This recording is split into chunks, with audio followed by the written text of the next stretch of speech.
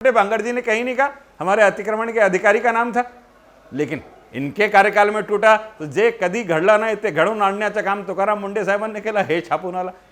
ये जो एक उदाहरण है, इस उदाहरण से हमें समझता है कि प्रसिद्धि के लिए किसी भी स्तर तक जाने वाली मानसिकता के अंतर्गत वे जीवन जी रहे हैं करके, ये मैं तुकाराम मुंडे का विरोध करके नहीं, एक उदाहरण स्टेब्लिश करने की दृष्टि से आपको एक उदाहरण मैंने दिया। आप चाहेंगे तो मेरे पास उनके प्रत्येक प्रेस नोट में ऐसे उदाहरण है। तो जयशंकर जी, क्या आप ये बोलना चाहते हैं कि नागपुर की मीडिया में इतना दिमाग नहीं है कि वो सही को सही और गलत को गलत प्रिंट करे? मैं बहुत अनुनय के साथ कहना चाहता हूं कि मैं नागपुर की मीडिया का विरोध नहीं कर सकता। लॉकडाउन के समय में प्रिंट मीडिया के अखबार लोगों के घर तक नहीं पहुंच रहे थे, इसलिए सोशल मीडिया जो है यही एकमात्र संसाधन था और सोशल मीडिया के माध्यम से ही ज़्यादा से ज़्यादा खबरें पहुंच रही थी। मुंडे जी इसके मास्टरमाइंड है। मुंडे जी ने मीडिया की एजेंसी हायर करके रखी है। मैंने महानगर पालिका के सभागृह में माननीय महापौर जी को उस एजेंसी के संचालित करने वाले व्यक्ति का नाम दिया। नासिक के चंदोरी में बैठ करके वो उसका संचालन करता है, उसकी जानकारी दी। मुंडे जी का जो मीडिया मैनेजमेंट करता है मगर नाम का व्यक्ति, महानगर पालिका के और शासन के सारे नियमों को तोड़ करके उस मगर नाम के व्यक्ति को यहाँ पर टेंडर देने का काम किए गए। उस मगर नाम के व्यक्ति ने जितने भी टेंडर लिया उसमें 3 कॉपी के टेंडर भरे, उसमें हर जगह कहीं ना कहीं वो या उसका परिचित पार्टनर था। नियमों का उल्लंघन करके, भ्रष्टाचार करके, मगर को मदद करके मगर को बड़ा करने की कोशिश की। यह वो मगर है जिस मगर ने मुंडे जी के साथ में नासिक म्युनिसिपल कॉरपोरेशन में काम किया। हमारे विधि समिति के अध्यक्ष हमारे आदरणीय धर्मपाल मेश्राम जी ने प्रेस ली और उस प्रेस के माध्यम से जनता के समक्ष ये सारी चीज़ उजागर करके रखने की कोशिश करी और बताया कि किस प्रकार से नियमों का उल्लंघन करके किसी एक व्यक्ति पर यह सारे के सारे आशीर्वाद बरसाने की कोशिश की गई है। बीवीजी कंपनी हो चाहे एजी कंपनी हो, इनको भी अगर कोई सॉफ्टवेयर खरीदना है तो दबाव डाल करके इसी से लेना पड़ेगा, दूसरे से नहीं ले सकते। इस प्रकार का दबाव डाल करके लेने की कोशिश की गई है। ये सारी चीज़ें, ये मगर उनका मीडिया मैनेजमेंट करने वाला मास्टरमाइंड है। और आप मुंडे जी के क्लिक पर जाकर के आप देखोगे, मुंडे जी के जितने भी कमेंट्स आते हैं उस पर आप जाकर के देखेंगे। मैं आपको मेरा अनुभव बताता हूँ। मैं महानगर पालिका के फेसबुक पेज पर फेसबुक लाइव करने के लिए आया। मैं परिचय दे रहा हूँ, मेरे साथ मंच पर इतने लोग बैठे हैं, इतनी देर में 200 मेरे विरोध में कमेंट आ गए।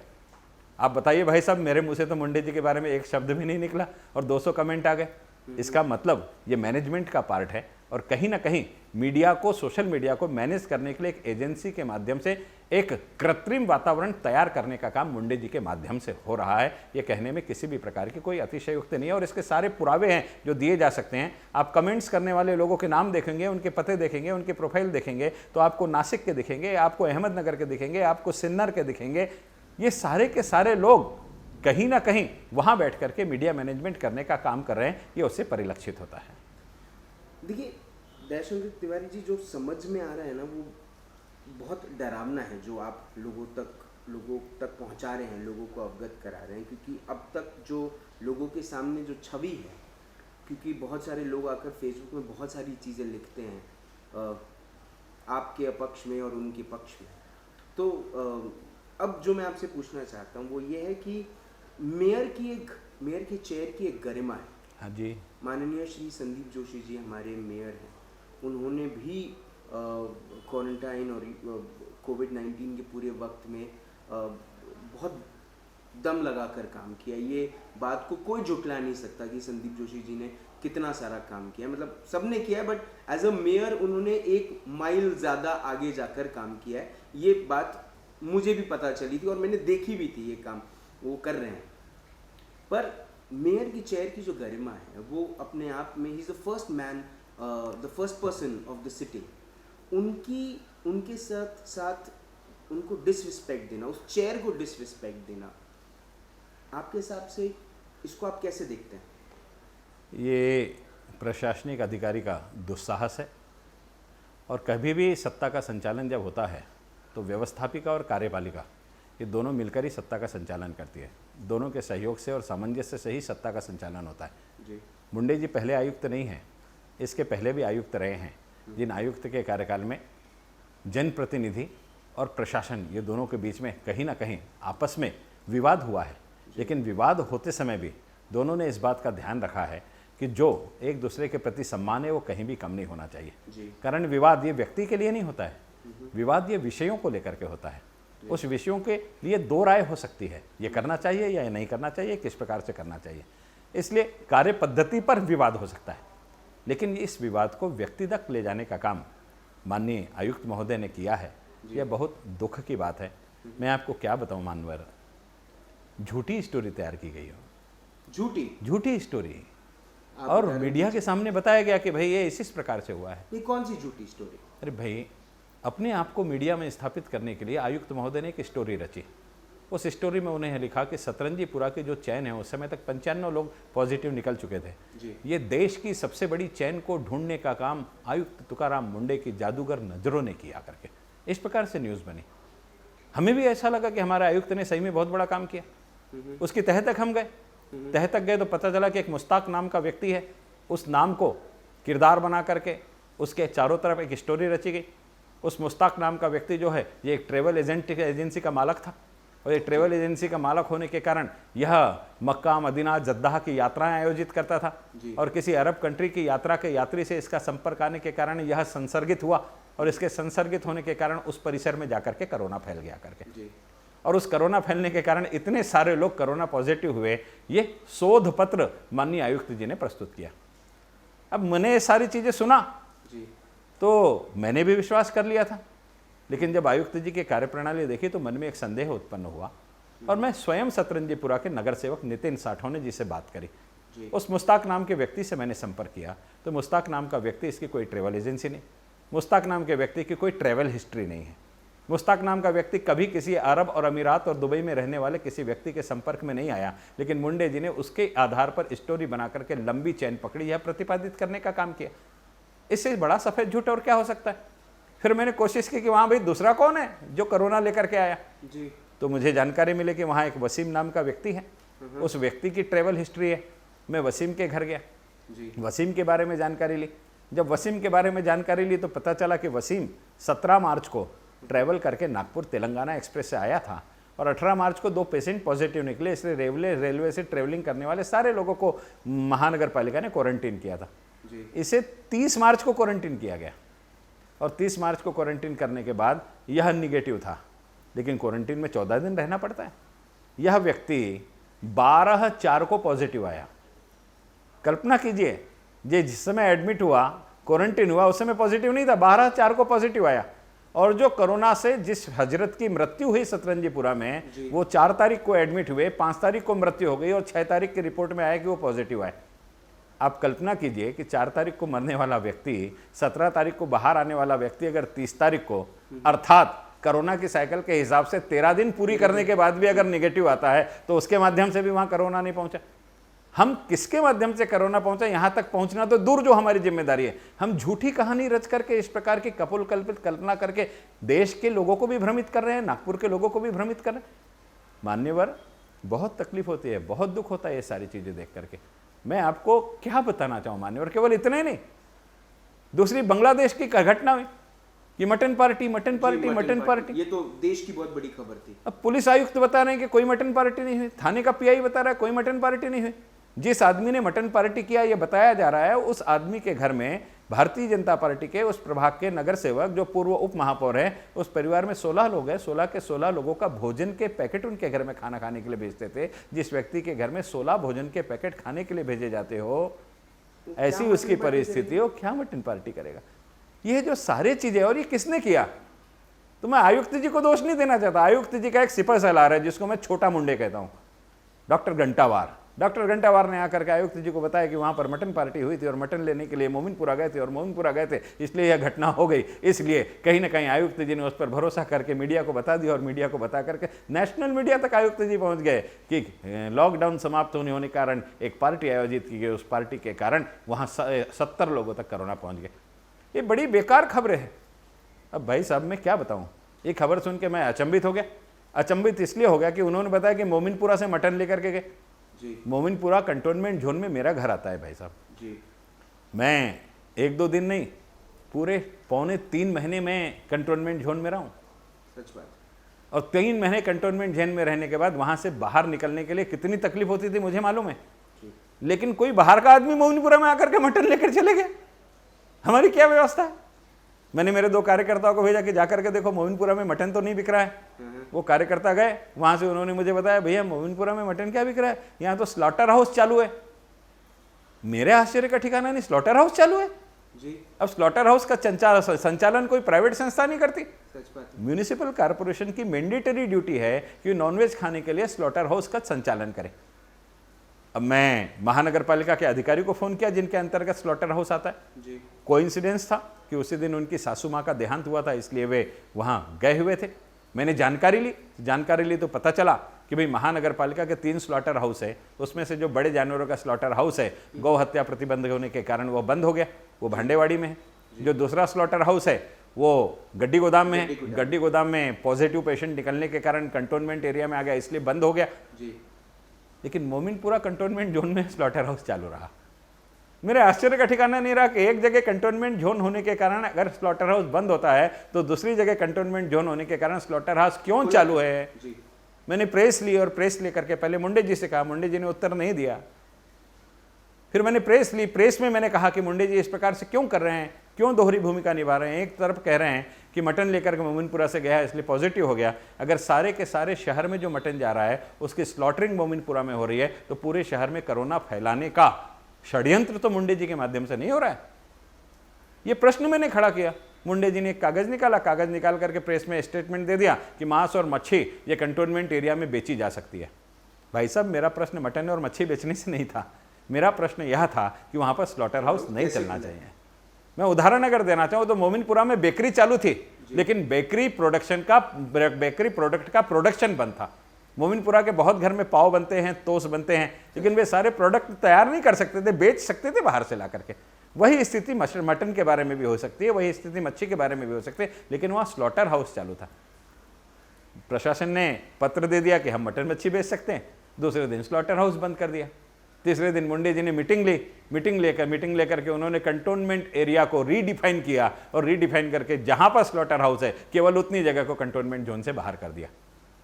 मैं पूछना चाहता हूं जगलरी क्यों होनी चाहिए? हम क्यों जनता के स्वास्थ्य से खिलवाड़ कर रहे हैं? हम क्यों कंटोनमेंट एरिया में स्लॉटर हाउस चला करके मांस बिक्री करने का काम करते हैं? दयाशंकर तिवारी शाकाहारी है, लेकिन जो मांसाहार करने वाले लोग हैं उनके लिए दयाशंकर तिवारी जब स्टैंडिंग कमेटी का चेयरमैन था तो मछली बाजार के स्थान पर जो मटन मार्केट है वो बनाने के लिए 1.5 करोड़ रुपए की राशि का नियोजन करके मटन मार्केट उसने बनाया। इसलिए मैं मांसाहार का विरोध नहीं करता। मांसाहार अगर प्रशासन बैठा है तो उसके लिए उसकी व्यवस्था करनी है। अगर दोनों हमारे स्लॉटर हाउस कंटोनमेंट जोन में थे तो हमारा जो तीसरा स्लॉटर हाउस बंद था भांडेवाड़ी का, वहां पर हम स्लॉटरिंग की व्यवस्था करते।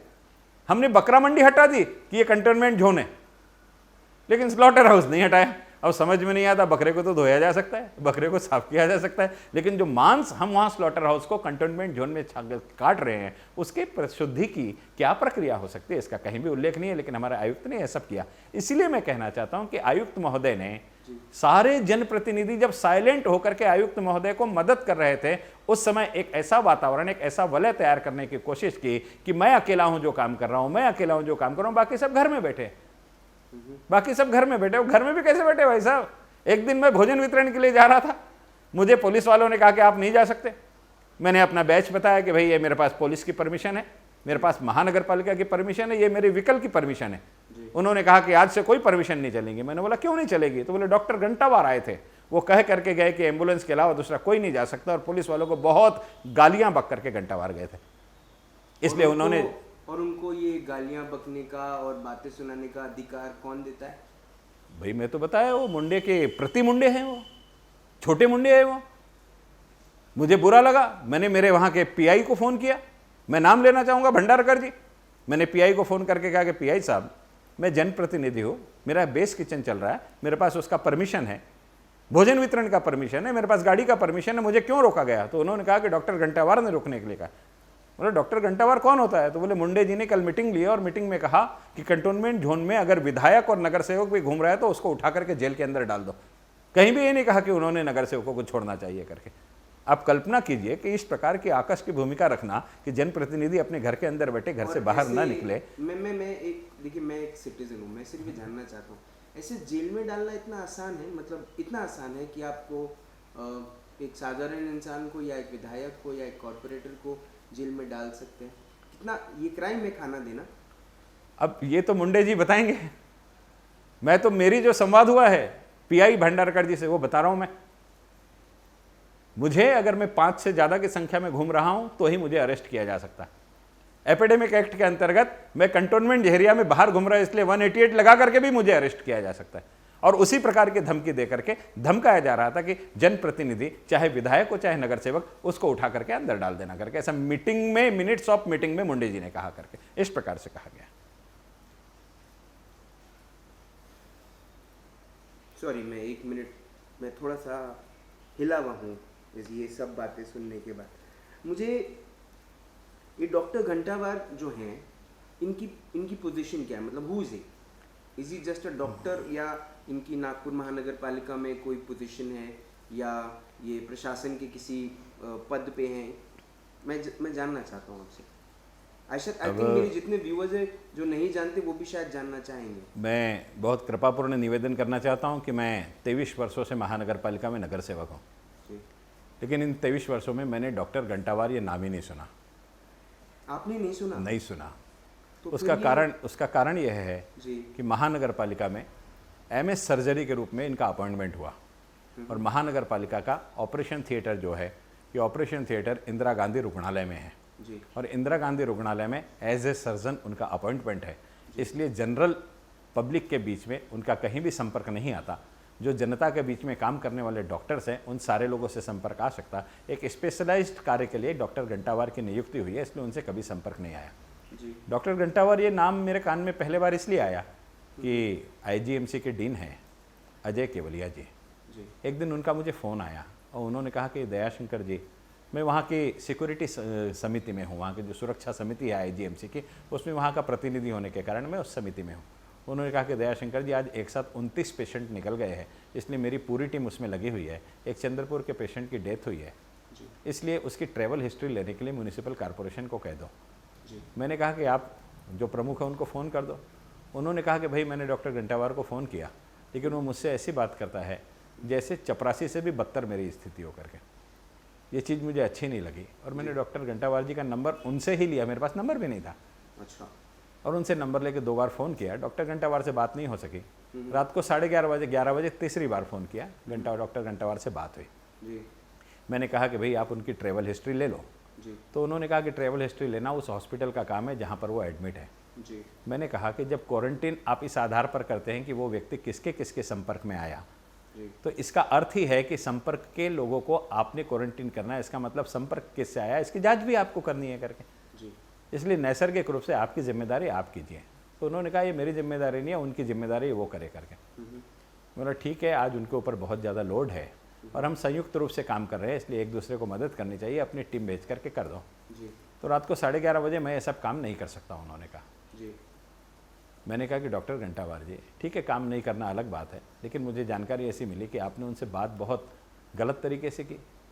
घर के चपरासी से भी ऐसी बात नहीं की जा सकती, नौकर से भी ऐसी बात नहीं की जा सकती, ऐसी भाषा में आपने डीन से बात करी, आपको बात करने का तरीका नहीं है क्या? कारण डॉक्टर केवलिया बहुत सज्जन आदमी है, यानी आपके सामने अगर आकर के खड़े हो जाए एकाएक तो आप बोल भी नहीं पाएंगे कि डीन है, इतने सहज स्वभाव के आदमी है वो। तो मैंने उनसे कहा कि ये सब अच्छी बात है क्या? तो उन्होंने मुझे कहा कि आप मेरे को बात करना सिखाएंगे क्या? मैंने कहा कि घंटावार जी मैं आपको बात करना नहीं सिखाऊंगा, आपकी उम्र कितनी है मैं मिला तो नहीं हूँ, लेकिन आप डॉक्टर है, अपने से बड़े व्यक्ति से, उम्र में बड़े व्यक्ति से, ओहदे से बड़े व्यक्ति से कैसी बात करना चाहिए, इसके कुछ मैनर्स और कुछ एटिकेट्स है कि नहीं है? तो आप मुझे मैनर्स सिखाएंगे क्या? बोले। अब मुझे लगा कि भाई ये आदमी तो उल्टी बात करे। मैंने बोला डॉक्टर घंटावार जी मैं दयाशंकर तिवारी बोल रहा हूँ महानगर पालिका से। हाँ हाँ मैं पहचानता हूँ, तुम नगर सेवक हो।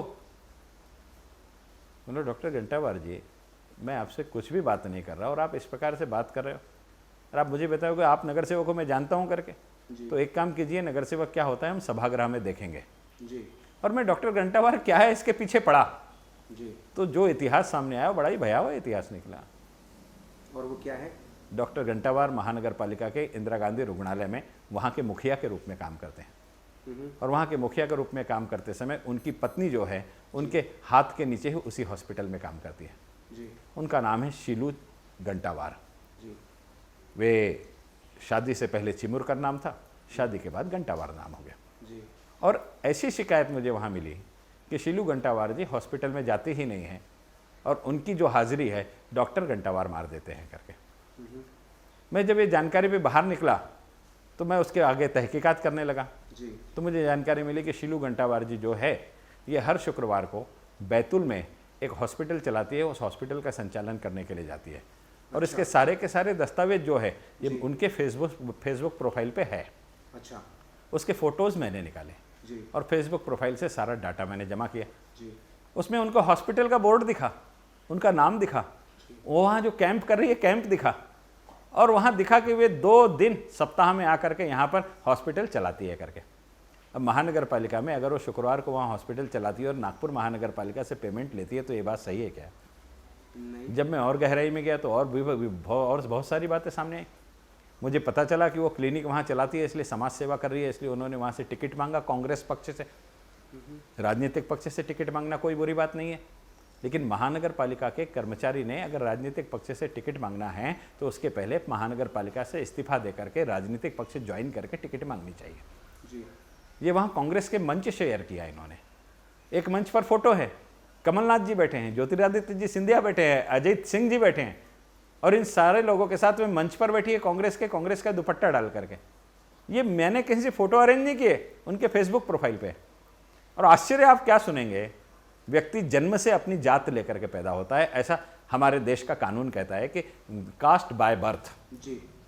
अब इनका पहला नाम चिमुरकर, शादी के पहले का, शादी के बाद ये घंटावार हो गए। जी। और इनका जो पॉलिटिकल नेम है वो है शीलू पंधराम।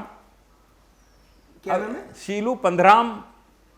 अब चिमुरकर और घंटावार ये पंधराम कैसे हो गई? ये आदिवासी कैसे बन गई? आदिवासी का सर्टिफिकेट उन्होंने कहां से लाया? आश्चर्य का ठिकाना नहीं। ऐसे बहुत सारे खजाने हैं घंटावार नाम में। और मैंने ये सारी शिकायत जब मैंने पूछी कि ये शिकायत आयुक्त महोदय से की गई है क्या, तो मुझे जानकारी मिली, जिसने मुझे डाटा दिया कि 14/2 को मदन तुल नाम का एक सोशल एक्टिविस्ट, उसने आयुक्त महोदय को जाकर के इसकी सूचना दी। अब 14/2 यानी वैलेंटाइन डे होता है, और वैलेंटाइन डे को जाकर के आयुक्त महोदय को उन्होंने सूचना दी कि भाई कम से कम इस दिन तो आप कार्रवाई कर लो। लेकिन आयुक्त महोदय ने 14 फरवरी से लेकर के उस फाइल को अपने पास दबा करके रखा, इस केस पे कोई कार्रवाई नहीं की। महाराष्ट्र कर्मचारियों के लिए काम करने के लिए एक संहिता बनी हुई है जिसको हम कोड ऑफ कंडक्ट कहते हैं। उसमें सेक्शन 5 में स्पष्ट रूप से उल्लेख है कि राजनीतिक पार्टी से आप सीधा संबंध नहीं रख सकते। अगर सीधा संबंध रखते हैं तो आपकी नौकरी चले जाएगी। लेकिन ये दस्तावेज इतने ही नहीं, उनके शीलू पंधराम नाम से एक प्रोफाइल है, उस प्रोफाइल में उन्होंने अपना पद लिखा है कि मैं मध्य प्रदेश कांग्रेस की SC/ST सेल की महिला सेल की उपाध्यक्ष हूँ, मैं मध्य प्रदेश कांग्रेस समिति की उपाध्यक्ष हूँ करके उनके फेसबुक प्रोफाइल पर उन्होंने लिखा है। कहीं नहीं लिखा है महानगर पालिका में कर्मचारी हूँ, मेरा स्वयं का खाजगी व्यवसाय है, ये लिखा है। महानगर पालिका का कर्मचारी कहीं नहीं लिखा है, ये सब उनके फेसबुक पेज में। वो अभी भी पद पे हैं? वे अभी भी पद पर है, और उनकी इन गलतियों के कारण उनको सस्पेंड करना चाहिए, ऐसा महानगर पालिका के सभागृह में निर्णय लिया गया है। और घंटावार जी जहाँ के कस्टोडियन हैं वहाँ के मास्टर गायब है। कारण मास्टर सामने आ जाएंगे तो साइन घंटावार ने मारा या मिसेस घंटावार ने मारा ये सामने आ जाएगा, इसलिए मास्टर गायब है। तो ये अभी तक ये सब चीज़ों पे कार्रवाई क्यों नहीं हुई? अब सैया भाई कोतवाल तो डर काएगा। मुंडे जी के सिपह सालार घंटावार जी के पत्नी की शिकायत, घंटावार जी की शिकायत, कार्रवाई करने का अधिकार मुंडे जी को। मुंडे जी ने कार्रवाई नहीं की, सभागृह ने निर्णय लिया, और सभागृह ने निर्णय लेकर के कहा कि जब ये सारे दस्तावेज मौजूद है तो आप कार्रवाई क्यों नहीं कर रहे हैं। तो मुंडे जी ने राज्य सरकार के पास प्रस्ताव भेज दिया कि घंटावार दंपत्ति को सस्पेंड करने के प्रस्ताव को जो महानगर पालिका के सभागृह ने पारित किया है उसको रद्द किया जाए। और राज्य सरकार ने उस पे क्या? अभी 3 दिन पहले उन्होंने भेजा है, 30 दिन तक में राज्य सरकार उस पर उत्तर देती है।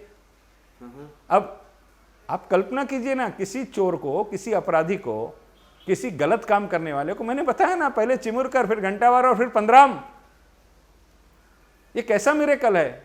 संविधान कहता है कि कास्ट बाय बर्थ, और ये चिमुरकर से घंटावार और घंटावार से पंधराम हो जाती है, पॉलिटिकल पार्टी के मंच पर दिखती है। इनके फेसबुक प्रोफाइल में सारी चीजें स्पष्ट दिखती है, उनके फेसबुक प्रोफाइल में जिसका संचालन वो खुद करती है, कोई दूसरा नहीं। वे अपने कार्यक्रमों की गतिविधियों की जानकारी उसमें देती है। अरे जिस समय लॉकडाउन था ना भाई साहब, उस समय ये बैतूल गई और उस समय के फोटो इन्होंने डाले। लॉकडाउन के समय सामान्य नगर सेवक बाहर निकले तो उसको जेल में डाल दो कहा जाता है, और मुंडे जी को समर्थन करने वाले घंटावार जी की पत्नी बैतूल घूम करके आ जाती है। इससे ज़्यादा मजाक और क्या होगा। और इन सारे पापों को प्रश्रय देने का काम मुंडे जी, अगर इनके निलंबन के प्रस्ताव को, हमने केवल निलंबन कहा था, टर्मिनेट नहीं कहा था, सस्पेंड करो, इंक्वायरी करो, इंक्वायरी में दोषी निकलते हैं तो नौकरी से निकालो। सस्पेंशन ये पनिशमेंट नहीं है, ये प्रशासनिक प्रक्रिया है, लेकिन उनको सस्पेंड करने से भी मुंडे जी को दुख होता है। इस प्रकार की स्थितियां हैं। केवल इतना ही नहीं भाई साहब, महानगर पालिका ने एक प्रस्ताव पारित किया कि महानगर पालिका के हॉस्पिटल में नौकरी करने वाला व्यक्ति अगर महानगर पालिका से पगार लेता है तो वह किसी भी प्रकार से प्राइवेट हॉस्पिटल का संचालन नहीं कर सकता। अब प्रस्ताव पारित किया, उस प्रस्ताव में लिखा है कि ये सभी के लिए लागू रहेगा, कोई भी आदमी इसमें से एग्जम्पशन नहीं ले सकता है कि मैं प्रैक्टिस नहीं करूंगा, मुझे नॉन प्रैक्टिस अलाउंस नहीं चाहिए, मैं बाहर प्रैक्टिस करूंगा। ऐसा प्रस्ताव पारित है। ये प्रस्ताव पारित होने के बाद घंटावार जी अपना प्राइवेट क्लिनिक चला रहे हैं, कोलंबिया के नाम से क्लिनिक चला रहे हैं। ये सारी चीज़ इस्टेब्लिश है, उनका रजिस्ट्रेशन सर्टिफिकेट है मेरे पास, उनके पत्नी के सारे प्रोफाइल है मेरे पास। आप देखिए सीलू घंटावार के नाम से क्या क्या चीज़ें नहीं हैं। और ये कोलंबिया हॉस्पिटल में भी वे क्या क्या नहीं कर रहे हैं करके, ये डॉक्टर का हॉस्पिटल का रजिस्ट्रेशन सर्टिफिकेट है, ये रजिस्ट्रेशन सर्टिफिकेट है घंटावार जी का। महानगर पालिका में कार्यरत व्यक्ति किसी भी प्रकार से प्राइवेट हॉस्पिटल नहीं चला सकता। सभागृह ने प्रस्ताव पारित किया है और डॉक्टर घंटावार इस प्रकार से क्लिनिक चला रहे हैं, इसका सर्टिफिकेट है, रजिस्ट्रेशन सर्टिफिकेट। इतने ही नहीं भाई साहब, ये शीलू घंटावार जी ये कांग्रेस कार्य समिति में देखिए, ये राजीव गांधी के लिए पोस्टर और राहुल गांधी के लिए पोस्टर छाप करके बैठी हैं। वो क्या है ये सब? इतने नहीं है, मैं आपको क्या क्या बताऊं। ये देशबंधु नाम का वहाँ का अखबार है और उस अखबार में खबर छपी है कि भाई ये घंटावार जी ने वहाँ से टिकट मांगी है करके, उनकी फोटो के साथ खबर छपी है। नाम शीलू 15 में, वहाँ पर शीलू 15 में नाम है। इतना ही नहीं, आप आगे देखिए, ये किसी फिल्म एक्ट्रेस से कम नहीं है, कांग्रेस का दुपट्टा है, रैली है, रैली में घूम रही है। और क्या प्रूफ चाहिए कि किसी प्रकार से उनके राजनीतिक संबंध है या नहीं है करके। ये उनकी फेसबुक प्रोफाइल है और ये उनके फेसबुक प्रोफाइल पे उन्होंने लिखा है कि वे कौन कौन से पद पर है, जिसका संचालन वे खुद करती हैं। उन्होंने लिखा है वो कौन कौन से पद पे है। इससे ज़्यादा और क्या आपको सॉलिड डॉक्यूमेंट्स चाहिए? इतने नहीं भाई साहब, ये महिला ने राजनीतिक नेताओं के साथ में मंच पर, ये देखिए पोस्टर कमलनाथ जी के कार्यकाल में क्या क्या काम हो रहे हैं करके, उसका अभिनंदन किया जा रहा है करके। ऐसी कितनी फोटोज है, ये सारी की सारी महानगर पालिका, ये चारों विधायक वहाँ से जो जिन करके इनको टिकट नहीं मिली तो बाकी जो चारों विधायक जिनका है उनका अभिनंदन करने का उन्होंने पोस्टर लगाया। ये सब उनके फेसबुक पर है, कहीं बाहर से डाटा जमा नहीं किया गया। ये पदयात्रा कर रही है वो उस क्षेत्र में जाकर के अपने उम्मीदवार के प्रचार के लिए। गले में कांग्रेस का दुपट्टा है, सर पे कांग्रेस की टोपी है, लेकिन हमारे आयुक्त को ये कुछ भी दिखाई नहीं देता। मैं आपको क्या बताऊं भाई साहब, ये संकल्प यात्रा, ये उनका हॉस्पिटल का बोर्ड है, स्त्री रोग विशेषज्ञ। इसमें देखिए आप, इसमें नाम लिखा हुआ है सीलू जिचकार अंडर ब्रैकेट 15 जी। अब ये भी नहीं कह सकते कि 15 अलग है और जिचकार अलग है, कारण आपके साइन बोर्ड में आपने लिखा है कि भाई जिचकर और मई 15 करके। ये सारी चीजें देने के बाद भी अगर आयुक्त महोदय उस पर कार्रवाई नहीं करते हैं और आयुक्त महोदय कहते हैं कि इस प्रस्ताव को विखंडित कर देना चाहिए, कारण ये, इसका कारण क्या है, किस दबाव में आकर के आयुक्त इन सारी चीजों को कर रहे हैं? ये यक्ष प्रश्न केवल मैं नहीं, ये मैंने आपको फोटो का उल्लेख किया, ये कमलनाथ जी, ये ज्योतिरादित्य सिंधिया जी, ये अजय सिंह जी, इनके साथ में श्रीमती शीलू घंटावार बैठी हुई है। और क्या दस्तावेज चाहिए? और ये दस्तावेज मैंने 20 जून की सभा में मुंडे जी को दिखाया, ऐसा नहीं, ये 14 फरवरी को वैलेंटाइन डे के दिन मुंडे जी को ले जा करके मदन थुल नाम के व्यक्ति ने दिया। ये मदन थुल नाम का व्यक्ति एक्टिविस्ट मृत्यु को प्राप्त हो गया, इसका देहांत हो गया, लेकिन मुंडे जी ने इस पर कार्रवाई नहीं करी। अब समझ में नहीं आता है कि घंटावार परिवार वैलेंटाइन डे के दिन मुंडे जी का वैलेंटाइन तो नहीं हो गया। और ये सारी चीजें संभ्रम उत्पन्न करती है कि ये अधिकारी अगर नियम कानून को लेकर के चलने वाला ईमानदार व्यक्ति है तो कार्रवाई क्यों नहीं? और इस पर कार्रवाई पर सभागृह ने निर्णय लिया। केवल इतने नहीं है भाई साहब, ये घंटावार के बारे में और क्या क्या चीजें मैं आपको बताऊं। मैंने सभागृह में बोला, एक सोशल मीडिया वाले ने अपने, आजकल बहुत सारे वेब न्यूज चलती है जी, उसमें एक ने चला दिया। ये हमारी एक बहन है पूर्णिमा मंगेश भिलावे नाम की जी। इस बहन ने अपने पोर्टल पर इसको डाला तो एक दिलीप कुमार टोटा नाम का व्यक्ति है जी। ये दिलीप कुमार टोटा नाम का व्यक्ति उसके घर में उसको धमकी देने पहुंच गया और उस महिला को पुलिस आयुक्त में जाकर, कार्यालय में जाकर के शिकायत करनी पड़ी कि घंटावार की घटना को तुमने क्यों छापा करके। आप कल्पना कीजिए कि इस प्रकार का वातावरण उत्पन्न किया जा रहा है। इतने ही नहीं भाई साहब, मैं आपको क्या क्या बताऊं, ये हमारा